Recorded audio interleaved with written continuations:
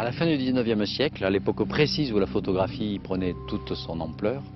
il y a eu une découverte, la découverte d'une théorie scientifique majeure sur la lumière. C'est ce qu'on appelle l'électromagnétisme de Maxwell, 1875. Maxwell démontre que la lumière visible n'est qu'une toute petite composante de quelque chose, d'un phénomène beaucoup plus vaste, qui s'appelle le spectre électromagnétique,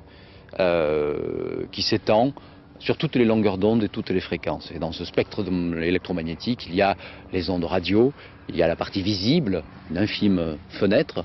à laquelle notre œil ou la plaque photographique est sensible, puis il y a les infrarouges, les ultraviolets, les rayons X, etc.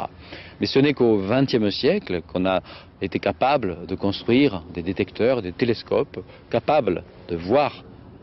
avec de nouveaux yeux l'univers dans ces autres domaines de longueur d'onde, qui sont un petit peu finalement les fenêtres de l'invisible.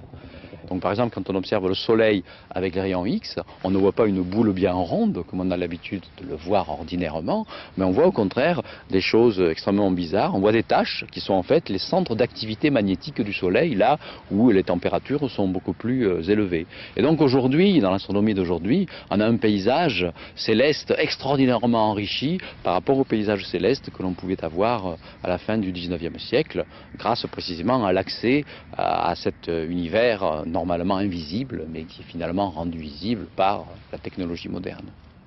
Cette capacité de la photographie de faire voir ce que l'œil ne peut pas voir sera un apport décisif pour l'éclosion, pour l'explosion même de la modernité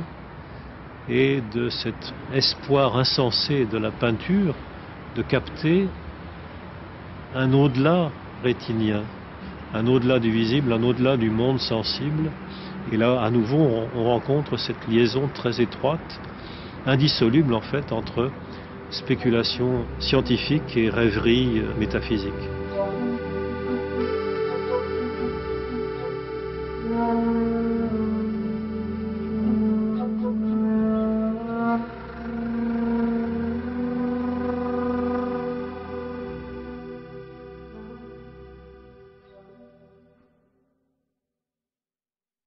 Le jour où nos lunettes auraient reçu un suprême perfectionnement, qui n'a rien d'impossible,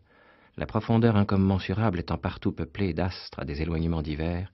tous ces points lumineux devant le regard du télescope se serreraient sans interstice les uns contre les autres, boucheraient tous les trous, deviendraient surface, et le ciel de la nuit nous apparaîtrait comme un immense plafond d'or.